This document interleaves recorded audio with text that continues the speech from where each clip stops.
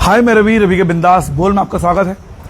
देखिए, इससे मौजूद है हमारे पास सुप्रीम कोर्ट के वरिष्ठ वकील भूपेंद्र सिंह चौहान जी। सर प्रणाम। प्रणाम प्रणाम प्रणाम सर। देखिए, इस समय हम लोग कई विषयों बात करने वाले हैं। चूंकि लाइव है तो इस लाइव को अभी देखें या बाद में देखें, देखिएगा जरूर और शेयर जरूर कीजिएगा अगर ये चीज़ आपको पसंद आएंगी। जिस तरह से पूरे देश में माहौल है, केस बड़े पेंडिंग पड़े हुए हैं। जज महोदय कहते हैं कि हमें इनको सुलझाना है। एक एक केस में न्याय 20-20, 30-30 साल बाद भी नहीं मिल पाता, तब मिलता है। कई केस में ऐसा भी है कि अभी एक 85 साल के बुजुर्गों को किसी केस में 30 साल के बाद जेल ले जाया गया, उस पर बात करेंगे। सबसे बड़ी बात, हम बात करेंगे अध्यात्म में भी। देखिए, क्योंकि कई पुस्तकें ये लिख चुके हैं, अध्यात्म के प्रति गहन चिंतन इन्होंने किया हुआ है। और सबसे बड़ी बात, मनुस्मृति और संविधान क्या आपस में कोरिलेट हो सकते हैं, उस पर ही बातें करेंगे। फिलहाल शुरुआत करते हैं इस समय हमारे तकनीकी मामलों में। रामनगर आए हुए हैं और मैं चाहता हूं कि कई मामलों में अगर कोई आपके सवाल हो तो लाइव जुड़े हुए हैं, सवाल अपने पूछ सकते हैं। और हर महीने एक इंटरव्यू हम इनका अवश्य लेंगे, क्योंकि रामनगर आते रहेंगे। तो भूपेंद्र जी, सबसे पहले आपको स्वागत है हमारे रामनगर में। धन्यवाद। सर, मुझे जानना है कि हमारे देश में कई सारे केस बड़े पेंडिंग पड़े हुए हैं। एक एक अभी आप देखा होगा कि 85 साल के बुजुर्गों को जेल ले जाया गया, मतलब मरणासन अवस्था में है, ऐसे केस होते हैं। तो ऐसे केस में जज महोदय कहते तो हैं कि हमें इन केसों का जटिल निपटारा करना पड़ेगा, तो क्या सरकार उनकी मदद नहीं करती या कोई बहाना है, ये क्या है सर? Please sir. हाँ, ये बड़ा अच्छा क्वेश्चन आपने पूछा, क्योंकि कोई भी समाज हो या देश हो, अगर उसको न्याय नहीं मिलेगा, बहुत सारे हमारे सुप्रीम कोर्ट की टिप्पणियां भी हैं कि अगर न्याय मिलने में देरी भी एक सजा की तरह से ही है। अगर आपको न्याय देरी से मिल रहा है तो वो कोई न्याय नहीं माना जाता है, क्योंकि 40 साल एक बहुत 4 दशक होते हैं और व्यक्ति की आयु कोई ज़्यादा नहीं है। 60-70 साल आयु हो रही है, 10-20 साल उसको काम करने के लिए कुल मिल रहे, बहुत सारे काम उसको करने होते हैं। फिर न्याय, तो न्याय की जो ये लेट और ये बड़ी व्यवस्था है, ये शुरू में चली आई 1860 में, जब IPC आई थी, जो अंग्रेजों की व्यवस्था थी, तो उस समय चली। फिर मोदी सरकार आई तो मोदी सरकार ने उसमें करेक्शन किया और भारतीय न्याय संहिता आई। तो भारतीय न्याय संहिता में काफ़ी चीज़ों पर बंदिश लगाया गया, लेकिन वो अभी कंप्लीट नहीं हुई। उसमें एक व्यवस्था है जो पुलिस को बहुत ज़्यादा पावर जो अंग्रेजों के समय मिली हुई थी, वो बहुत ज़्यादा एक्स्ट्रा पावर अभी भी पुलिस को मिली हुई है। तो पुलिस ही बेस है। तो हम चाहते हैं कि पुलिस बेस ना होकर न्याय बेस हो, जस्टिस बेस हो। उस व्यवस्था को बदला जाए। इन्वेस्टिगेशन जो पूरी पुलिस के हाथ में दी हुई है और वही पुलिस राजनेताओं के हाथ में है, तो इन्वेस्टिगेशन इंडिपेंडेंट एजेंसी के द्वारा होनी चाहिए। और वो इंडिपेंडेंट एजेंसी किसी जो पॉलिटिकल पार्टियां हैं उनके इम्प्रेशन में नहीं होनी चाहिए। पहली बात तो ये रही कि हमारी जो न्याय व्यवस्था में जो देरी होती है, वो जो एक इन्वेस्टिगेशन प्रोसेस है वो बहुत लेंथी है और वो इंडिपेंडेंट नहीं है। अगर वो वैसे इंडिपेंडेंट कानून रूप से तो है, लेकिन वो इंडिपेंडेंट रह नहीं पाता है, तो उसको इंडिपेंडेंट बनाना होगा। और जो इन्वेस्टिगेशन है वो डायरेक्ट न्यायपालिका के अंडर में होनी चाहिए। और न्यायपालिका के पास काफ़ी पावर्स हैं। न्यायपालिका को अपनी पावर्स को यूज करना चाहिए और जो मुकदमे में देरी हो रही है उनको निपटाना चाहिए। और जो आज पॉलिटिकल पार्टियां हैं, उनका जो प्लानिंग है उसको भी न्यायपालिका को देखकर चलना चाहिए कि पॉलिटिकल पार्टियां हमेशा वोट बैंक पर काम करती है, तो हमको न्याय पर काम करना होगा और इन्वेस्टिगेशन एजेंसियों को इंडिपेंडेंट करना। कई लोग ये कहते हैं कि कई बार वकील भी चाहता है कि केस लगातार लंबा खिंचता रहे और उसकी इनकम आती रहे। ये भी अक्सर शिकायतें मिलती हैं और हाँ, वकीलों पे आरोप लगते हैं। इसमें कोई सच्चाई है? ये सच्चाई कुछ नहीं है, लेकिन आरोप और र्यूमर पब्लिक में बहुत ज़्यादा है। मैं बताता हूँ सच्चाई क्यों नहीं है। असल में जो सरकारें हैं या जिन पर न्याय देने की जिम्मेदारी है, वो अपनी जिम्मेदारियां नहीं निभाते, क्योंकि वकील को डायरेक्ट कॉन्स्टिट्यूशन ने कोई पावर नहीं दी है मुकदमा डिले करने की। उसके हाथ में कुछ भी नहीं है, उसके हाथ में केवल आपका रिप्रेजेंटेशन है। आप जैसे कहोगे आपकी तरफ से केस फाइल कर सकते हैं, आपकी तरह से लड़ सकते हैं। आप कहोगे आज मुझे डेट चाहिए तो आपको डेट दिला सकते हैं। अगर आप नहीं कहेंगे तो डेट कैसे एडवोकेट लेगा? तो क्योंकि वो तो आपका रिप्रेजेंटेशन कर रहा है, आपको डायरेक्ट रिप्रेजेंट कर रहा है। आपकी बिना मर्जी के वो कुछ एक एप्लीकेशन भी नहीं दे सकता है। तो ये जो और लोगों की कमियां हैं उनको छिपाने के लिए एडवोकेट को बदनाम किया जाता है। एडवोकेट को बदनाम करके ही ये करप्शन बढ़ा है। आज जहां पर एडवोकेट होने चाहिए थे वहां बिना पढ़े लिखे लोग काम कर रहे हैं, जो संविधान नहीं जानते हैं, जो लीगल मैटर्स हैं वहां पर एडवोकेट होने चाहिए। आप आज कहते हैं कि थाने में एडवोकेट नहीं जाने चाहिए, एडवोकेट किसी प्राइवेट गवर्नमेंट ऑफिस में नहीं जाने चाहिए। अरे एडवोकेट जाएगा कहाँ? आज बहुत सारे लोग एडवोकेट पे प्रतिबंध लगाए जा रहे हैं। आज एडवोकेट किसी की शादी भी नहीं करा सकते और सारी चीजें लीगल है। जब हर चीज को आपने लीगल कर दिया तो एडवोकेट को इन्वॉल्व करिए, डायरेक्ट इन्वॉल्व करिए और उसको पावर दीजिए, क्योंकि एडवोकेट जितना स्ट्रांग होगा उतनी ही जल्दी न्याय मिलेगा।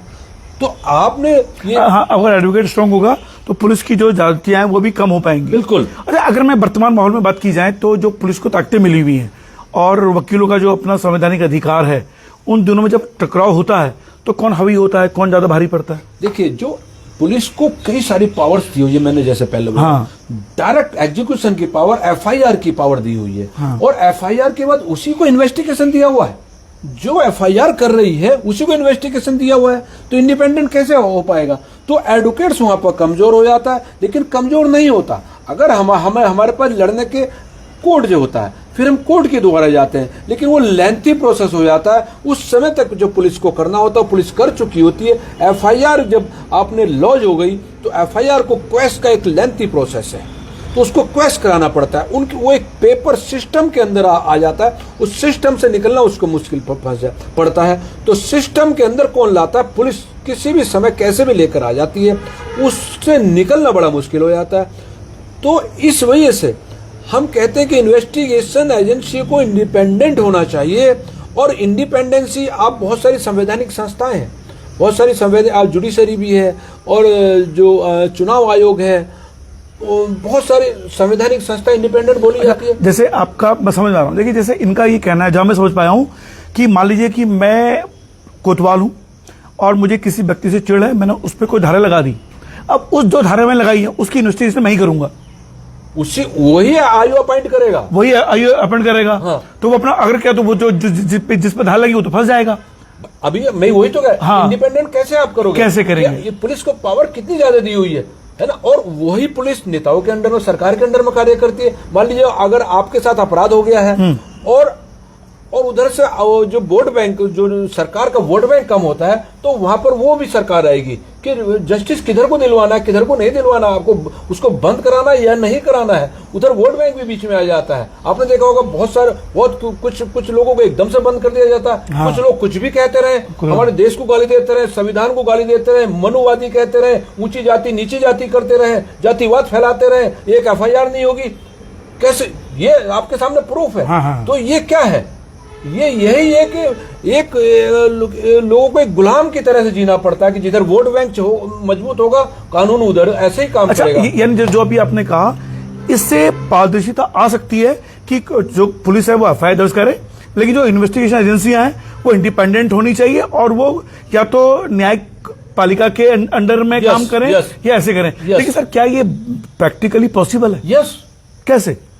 कभी कभी ऐसा होता है कि हमारी न्यायपालिका इंडिपेंडेंट एजेंसी बुला लेती है। हाँ। कि वो कहती है कि भाई ठीक है सीबीआई से कराइए, ये कराइए। लेकिन मेरा कहना ये है कि कुछ इंडिपेंडेंट एजेंसियां डायरेक्ट कोर्ट के अंडर में भी होनी चाहिए। अच्छा, जैसे अभी कहा, मान लीजिए कि सारी चीजें पुलिस ही करती है, पुलिस ही करती है, हर चीज पुलिस ही करती है। कुछ ये तो जब से चला आ रहा है, जब से अंग्रेज गुलाम, कुछ तो सुधार हो। हाँ। अच्छा, जब से चला आ रहा है, यानी भारतीय न्याय संहिता बनने के बावजूद भी इसमें कोई सुधार नहीं हुआ, बहुत कम सुधार है। लेकिन क्या इस विषय पर सरकार को अवगत कराया गया कि भैया सब कुछ पुलिस ही करेगी? क्या आप, जैसे आप लोग वरिष्ठ वकील हैं, हाँ। सुप्रीम कोर्ट के माननीय, तो आप लोगों ने कभी सरकार को सुझाव दिए कि भाई ऐसे ऐसे भी? हाँ, बिल्कुल सरकार को सुझाव देते। अब देखिए, आप आज नेट है, इंटरनेट है, सोशल मीडिया पर हर चीज आती रहती है। अब बहुत सारे हाई कोर्ट की जजों की टिप्पणी सीधे आ रही है कि आप पुलिस के खिलाफ बोल रहे हैं कि आप किसी को भी बंद कर देंगे। जज बोल रहे हैं आप किसी पर भी एफआईआर कर देंगे, किसी के घर में भी जबरदस्ती चले जाएंगे। हैं? आपने आईपीसी पढ़ी नहीं है। बहुत सारी जो कप्तान के, जब जज साहब पूछ रहे हैं, कप्तान को आईपीसी नहीं पता है। तो ये सारी चीजें ऑनलाइन हो रही हैं और पुलिस के खिलाफ हो रही है, लेकिन पुलिस तंत्र पे एक्शन नहीं हो रहा। तो पुलिस तंत्र पे एक्शन के लिए एक्शन, जब हम कहते हैं जो टिप्पणी हो रही है उस पर एक्शन होना चाहिए, टिप्पणी नहीं चाहिए। अच्छा। आज जनता को एक्शन चाहिए, क्योंकि जनता त्रस्त है, त्राही मांग कर रही है, उसको न्याय नहीं मिल रहा है। यानी आप ये कह रहे हैं कि जितने भी हमारे माननीय न्यायाधीश हैं, चाहे वो सुप्रीम कोर्ट के हैं या हाई कोर्ट के हों, उन्हें यहाँ पे सख्त टिप्पणियां ही नहीं, सजा का ऐलान भी करना चाहिए। हाँ, तब जाके कोई उदाहरण प्रस्तुत होगा। एक्शन लेना चाहिए। और जो जिन पुलिस वालों के खिलाफ टिप्पणी आ रही है या सिस्टम के खिलाफ जो सरकार के अधिकारी गलत काम कर रहे हैं, केवल टिप्पणी नहीं होनी चाहिए, उनको सबक भी सिखाना चाहिए, क्योंकि वो सेवक है जनता के। जनता मालिक है और मालिक मानना ही होगा, क्योंकि जो सैलरी लेता है वो सेवक ही होता, मालिक नहीं हो सकता। वो मालिक की तरह से काम कर रहे हैं, तो ये कमी आ रही है। अगर उनको महसूस कराना होगा कि आप जनता के सेवक हो, ये महसूस जिस दिन उनको हो जाएगा तो वो दिन सही काम करने लगेंगे। लेकिन उनको बार बार वो जनता को गुलाम बना। तो सर, ये जो जितने भी माननीय न्यायाधीश महोदय, न्यायमूर्ति महोदय हैं, ये टिप्पणियां तो कर रहे हैं, सजा क्यों नहीं देते? क्या दबाव है उन जजों के? नहीं भाई, सिस्टम एक ऐसा है कि सिस्टम के द्वारा जो भी कार्य कर, मतलब ताकत है उनके अंदर सजा देने की। हाँ, पूरी ताकत है। हमारी जुडिशरी से पावर किसी के ज्यादा नहीं है। हाँ, लेकिन जुडिशरी को भी सिस्टम में फंसा हुआ है ना, कि भाई सारा काम तो पुलिस से ही कराना है। पुलिस से कराना है। हाँ, तो इस चीज को देखना होगा। मैंने क्या कहा, मैंने आपको जो आपका क्वेश्चंस का एक आंसर वहीं बार बार जा रहा हूं कि पुलिस को पावर इतनी ज्यादा देखिए, सुधार होना चाहिए। मतलब कहने की तारीख में कि आज भी जिस युग में हम इंटरनेट युग में जी रहे हैं, सोशल मीडिया के युग में जी रहे हैं, वहां पे पुलिस पहले भी अपनी मनमानी कर सकती थी जब कुछ नहीं था, और आज भी उसी ढर्रे में है, डिजिटल होने के बावजूद भी। उसमें सुधार नहीं है। जैसे बिहार में भरत तिवारी वाला केस हुआ, बिल्कुल उसमें सुधार। अच्छा सर, कई बार ऐसा होता है कि मैं कई बार देखता हूं सर, क्योंकि बड़ा गहन मुद्दा है। उत्तर प्रदेश की बात करें कि जो वास्तव में जो अपराधी होते हैं, तो जब उनके घर में बुलडोजर चलते हैं तो आम आदमी को बड़ी खुशी होती है। लेकिन लोग कहते हैं कि यार ये न्याय नहीं हो रहा, कि एक तरीके से आना चाहिए। लेकिन लोग ये कहते हैं कि कोर्ट में जो न्याय है उसको 20-25 साल लग रहे हैं। हमें उस अपराधी को डराना है, क्योंकि ऐसी जैसे माननीय योगी आदित्यनाथ जी है मुख्यमंत्री, उन्होंने बुलडोजर नीति अपनाई तो उससे ये खौफ आया और थोड़ा अपराध में कमी आई है। तो क्या लगता है कभी कभी जो इस तरह के जो केसेस होते हैं उसमें एज ए बिंग वकील आपकी क्या राय है? क्योंकि संविधान भी आपको बचाना है और देश भी बचाना है आपको, क्योंकि समाज में माहौल भी आपको बचाना है। हाँ, देखिए वही जो इस तरह से हमारे जो बाबा जी ने कमी देखी हमारे आते हैं कि भाई हो सकता है कि जुडिशरी में जाके ये बचा रहे, हाँ, या बेल हो जाए, हाँ, या इस तरह से कार्रवाई ना हो। तो क्योंकि सरकारी सिस्टम से एक जो कानून व्यवस्था देखता है तो वो सारी चीज दे सकता है कि मैं कानून व्यवस्था को कैसे मजबूत करता हूँ, तो वो उसी हिसाब से चलता है। तो वो फिर उनका मतलब तो उस हिसाब से चले। हाँ, लेकिन हम चाहते हैं जुडिशरी मजबूत हो। हाँ, जो भी हो वो जुडिशरी के द्वारा हो। अगर घर भी गिराया जा रहा है तो जुडिशरी के द्वारा गिरे, और अगर उसको सजा दी जा रही है तो जुडिशरी के द्वारा मिले। अगर कहीं कमियां हैं, जुडिशरी को सिस्टम कुछ और चाहिए, कुछ और पावर चाहिए, तो उसको दी जाए। सर, मैं कई बार देखता हूं कि जितने भी अपराधी हैं या जो अपराधियों के समर्थक हैं, वो यही कहते हैं कि क्यों तोड़ रहे हैं इसका घर, साबित थोड़ी हुआ है। मतलब उन्हें पता है कि ये अपराधी है, उन्हें पता है कि इस पे हिस्ट्री शीटर हैं, इतने सारे केस लगे हुए हैं, लेकिन फिर भी वो चाहते हैं कि कानून की नजर से जाए। क्यों? उन्हें पता है कि कानून में जाएगा तो आराम से ये बच जाएगा। तो ऐसे लूप होल के लिए सरकार क्या करे फिर? हाँ, सरकार सही कर रही है। देखिए सरकार जो करती है, अगर वो एक बहुत बड़ी FIR है और बचता चला रहा हो, लेकिन देखना ये होगा कि एक ही सरकार में वही अपराधी 40-40 FIR वाला मंत्री से भी ज्यादा पावर लिए हुए है, सारी पुलिस उसकी सेवा कर रही है। फिर दूसरी सरकार आती है तो वो उसके खिलाफ एक्शन लेती है। तो कमियां किसकी हुई? लोकतंत्र की वीकनेस है कि, और यही बात मैं मनु संहिता और संविधान की तुलना में बताऊंगा कि मनु संहिता क्यों नहीं है, क्योंकि सरकार जो ऊपर बैठे उनकी कोई जिम्मेदारी नहीं है। जब एक अपराधी, इतना बड़ा अपराधी, और पहली सरकार में सुरक्षित है और दूसरी सरकार में आके वो सजा पाता है, तो हमें उस सरकार की एनालिसिस करनी होगी। केवल हराना ही नहीं होगा, उस पर जो रेस्पॉन्सिबिलिटी के 50-50 FIR वाला और पूरी यूपी पर शासन करने वाला अपराधी, फिर वो सरकार क्या कर रही थी? सरकार क्या कर रही थी? तो इसी वजह से संविधान मनुस्मृति का एक मैं डिफरेंस बताता हूं, क्योंकि मनुस्मृति का जो मेन डिफरेंस है उसमें ऊपर बैठे हुए लोगों को सबसे ज्यादा सजा का प्रावधान है। और हमारे संविधान को आप देखते होंगे, ऊपर बैठे लोगों को कहीं ना कहीं हमारे संविधान में सुरक्षा मिलती है। उस चीज को आपको देखना होगा। इसी वजह से मनुस्मृति की बुराई की जाती है। अगर मनुस्मृति की सही से व्याख्या कहीं कर दी जाए तो मैं ये कहता हूं कि ऊपर बैठा हुआ व्यक्ति कभी गलत काम नहीं कर पाएगा। जब ऊपर गलत काम नहीं होगा तो नीचे का सिस्टम अपने आप ही सुधर जाएगा। जैसे आपने मनुस्मृति की बात की, हमारे देश में मनुस्मृति को आज की तारीख में एक ऐसा साहित्य समझा जाता है जिसने समाज में विद्वेष फैलाया, छुआछूत फैलाई, और लेकिन आप उसी का समर्थन कर रहे हैं कि ये संवैधानिक तौर से न्याय के लिए बहुत उपयुक्त है। यस, तो यस। आप कैसे इन दोनों को एक साथ एक तराजू में तोल सकते हैं? देखिए, जब तक किसी चीज को पढ़ा नहीं गया तो उसके बारे में आप कह नहीं सकते। हम ये कहते हैं कि मनुस्मृति को जिस अगर पढ़ लिया हो तो वो बुराई करे। आप ये बताइए, जो जिन लोगों को कहा जाता है कि मनुस्मृति की वजह से छुआछूत फैली, उस जो देश आजाद हुआ उससे पहले तो हम अखंड भारत थे और कोई अत्याचार नहीं था। मनुस्मृति में जाति शब्द नहीं है, ये मैं ऑन रिकॉर्ड बोल रहा हूँ। जाति शब्द तो संविधान में है। आज के सिस्टम में पहले तो कैटेगरी व्यवस्था, वर्ण व्यवस्था, वर्ण का मतलब कैटेगरी व्यवस्था, और आज ये जो संविधान के अनुसार जो कैटेगरी व्यवस्था है उसमें चपरासी भी है, कलेक्टर भी है, डीएम भी है, और कप्तान भी है, मंत्री भी है, और चीफ मिनिस्टर है, मुख्यमंत्री है। इतने सारे कैटेगरी है। हमारे यहाँ तो 4 ही कैटेगरी थी और वो कैटेगरी गुणदोष पर थी, चपरासी नहीं है हमारे उसमें। आज उसको कहा जाता है कि उससे जातिवाद फैला। जातिवाद इस समय सबसे ज्यादा है, क्योंकि आप किसी को भी बना सकते हैं। नहीं सर, मेरा सवाल है कि मनुस्मृति को, मतलब आप जो कह रहे हैं, आप, मुझे ऐसा लग रहा है आप उसके पक्ष में हैं। आप? हाँ, बिल्कुल पक्ष में। तो क्यों पक्ष में है? मुझे जानना। देखिए, उसमें उसे कहते हैं कि भाई जातिवाद फैलाया। उसमें लिखा होगा जन्म से सभी शूद्र होते हैं। मनुस्मृति में जन्म से सभी शूद्र हैं, कोई ऊंचा नीचा पैदा ही नहीं होता है। अब उसका क्या मतलब है? अब ये देखिए, हमारे यहाँ तो कहते हैं कि भाई ठाकुर हो गया, पंडित हो गया, ये वो ऐसा हो गया, क्योंकि इस समय जिनको आप समझते हैं ना कि मनुस्मृति की, वो नहीं है, वो कुछ और है। जैसे शेड्यूल कास्ट है या कुछ है, उनका मतलब इसके सूत्र से नहीं है। वो तो एक जो हमारी गुलामी व्यवस्था का कहीं ना कहीं वो है, एक साइड इफेक्ट है। हाँ। गुलामी व्यवस्था का, और बाकी कुछ नहीं है। वो मतलब अत्याचार के द्वारा नहीं है। मतलब आप ये कह रहे हैं कि हमारे देश में कभी भी छुआछूत नहीं रहा? छुआछूत आज सबसे ज्यादा सिस्टम में आज, क्योंकि उस समय राजा से आज छुआछूत है, लेकिन भीमराव अम्बेडकर ने वो छुआछूत महसूस किया, पानी नहीं पीने दिया जाता कुएं में। तो ये क्या मनुस्मृति कारण था या क्या था? ये क्यों था? देखिए, ऐसा है, इसका एग्जाम्पल दूं मैं। जब लोकतंत्र आता तो जो अपनी प्रतिभा से आगे बढ़ते हैं तो उनको ये कह दिया जाता है कि तुम्हें लूटकर ये बढ़े आगे, उनकी मेहनत को नहीं बताया जाता।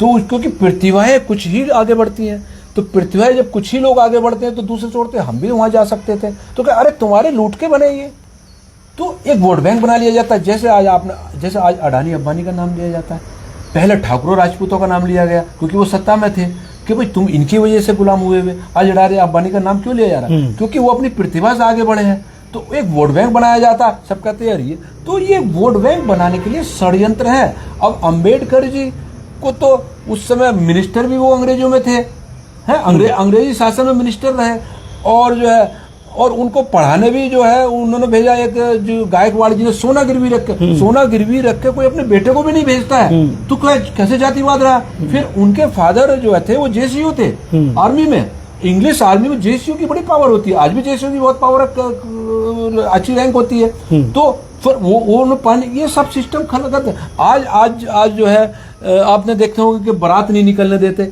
आज आप मोदी जी के घर के सामने बारात निकाल दे, जहां वो रहते, ये राष्ट्रपति के भवन पर कोई बारात निकालेगा क्या?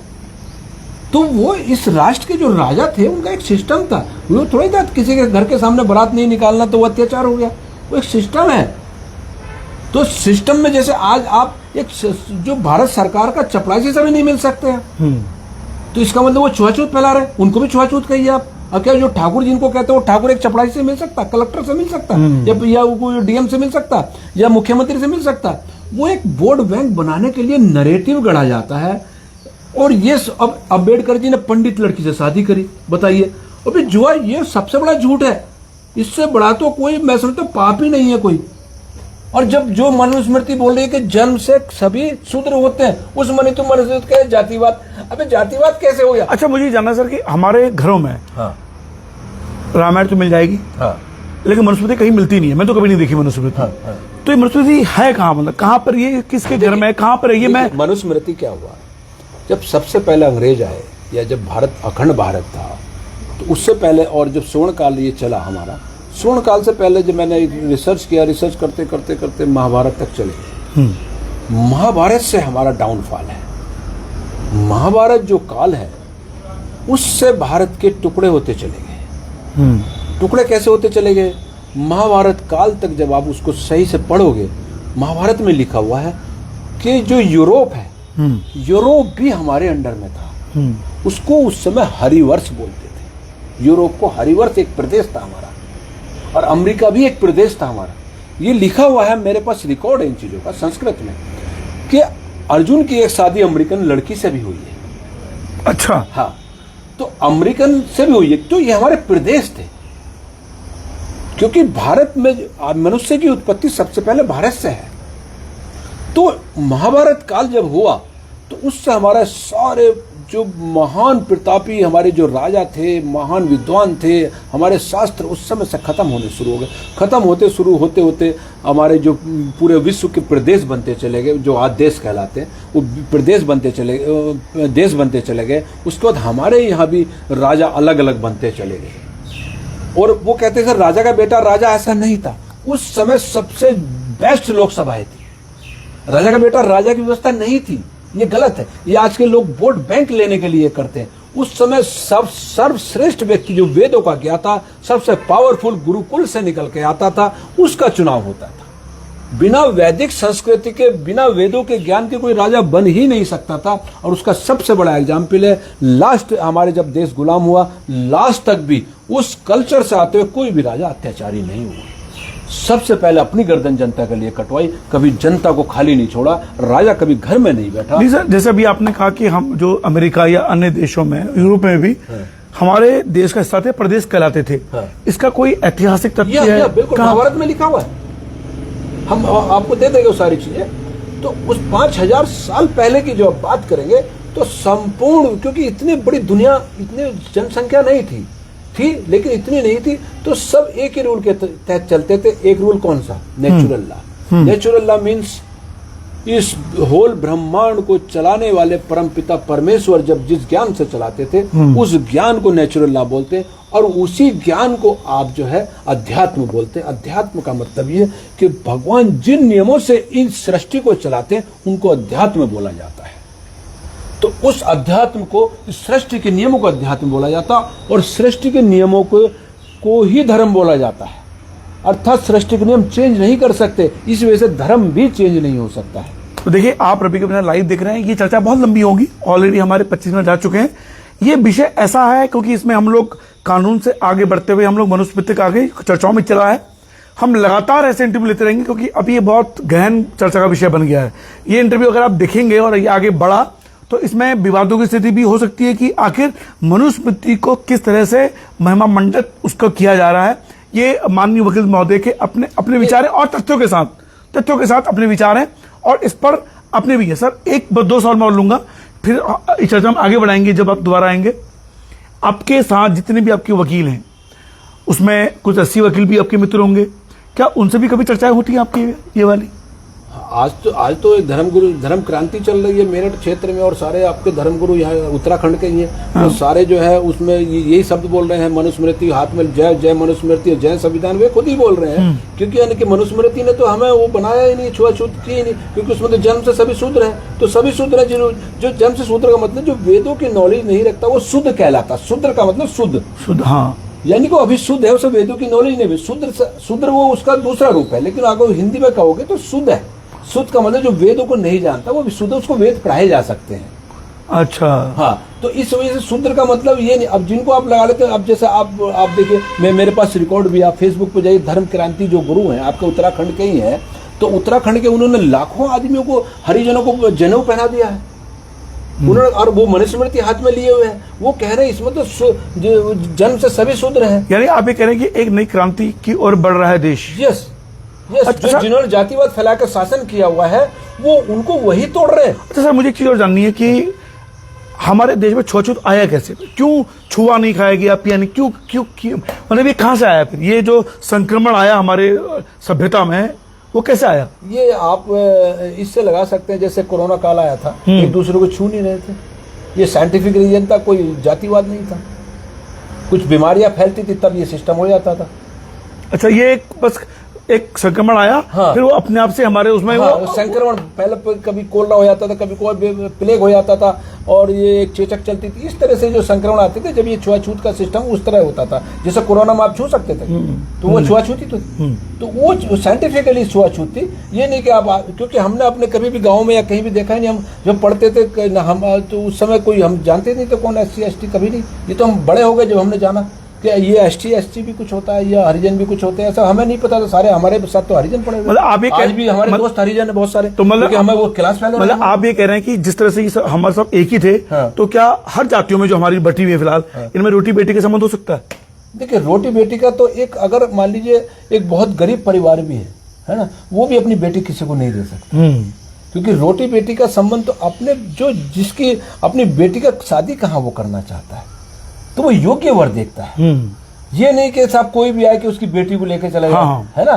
तो ये जब ऐतिहासिक तथ्य ही नहीं है कि कोई छुआछूत ही नहीं थी, तो इसका रोटी बेटी का संबंध उन्होंने जो अम्बेडकर ने जी ने दिया, तो क्या उससे जातिवाद खत्म हो गया? ये नए नए जो वोट बैंक बनाते रहेंगे, आप कुछ भी कर लीजिए। अच्छा, मतलब इसको हम रोटी बेटी के संबंधों को छोड़ के समाज की एक अन्य परिभाषा कि हम सबको साथ लेके चलें। नहीं, साथ लेके तो चलना ही होता है। बिना साथ के तो कोई नहीं। साथ समाज ही लेके चल रहा है, सरकार नहीं चलती है। सरकार तो अलग करती है और नए नए एक्ट लेकर आएगी अलग करने के लिए, और उनमें एक्ट में चाहेगी आंदोलन हो, एक वोट बैंक मेरा बने, एक खिलाफ जाए।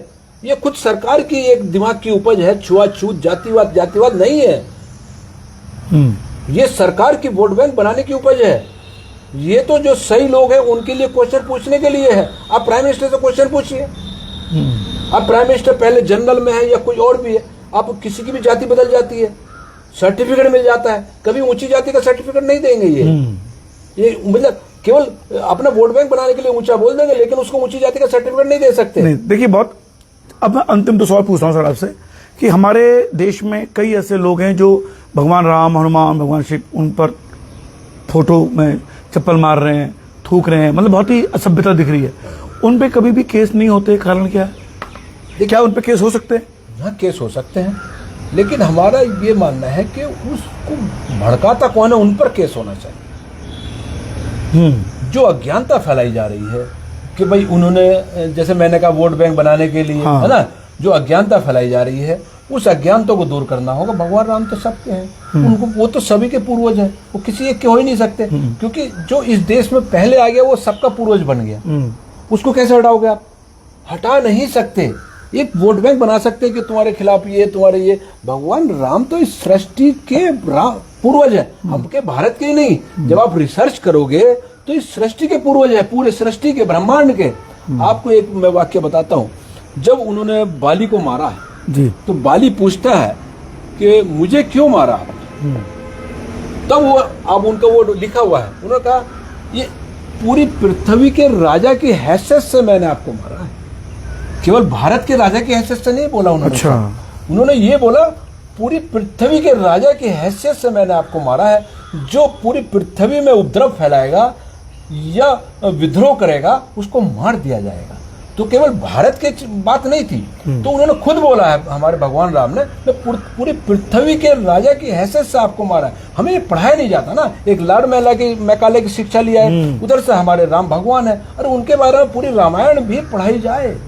हमें सीमित कर दिया गया, हमें सीमित करके एजुकेशन, ऐसी एजुकेशन दी गई, हमें ज्ञान तो ना हो लेकिन हम पढ़े लिखे कहलाए, ईगो आ जाए, ज्ञान कुछ ना हो।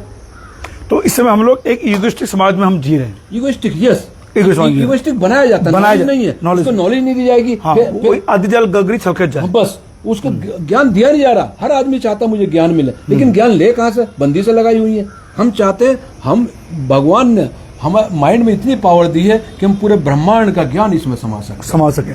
तो फिलहाल आप देख रहे थे रवि के बिंदास बोल। उम्मीद करते हैं कि चर्चा का दौर आगे भी जारी रहेगा और इससे आगे ये लाइव भले ही 1 महीने में खत्म हो जाएगा, लेकिन इसको हम लोग डाउनलोड करके इसको फिर से अपलोड करेंगे, क्योंकि चर्चाएं बड़ी गंभीर हैं। क्योंकि यहाँ पर जुडिशरी में पेंडिंग पड़े केसों से लेकर मनुस्मृति वर्सेस संविधान आया और जातीय एकता संभाव की बातें हुई, और अगले एपिसोड में हम देखेंगे लव जिहाद के बारे में कि सरकार वास्तव में इस पर ध्यान दे रही है या नहीं दे रही है, और भी अन्य पहलू के साथ देखते रहिए रवि के बिंदास बोल। बहुत धन्यवाद सर आपका। नमस्कार। जय उत्तराखंड, जय भारत।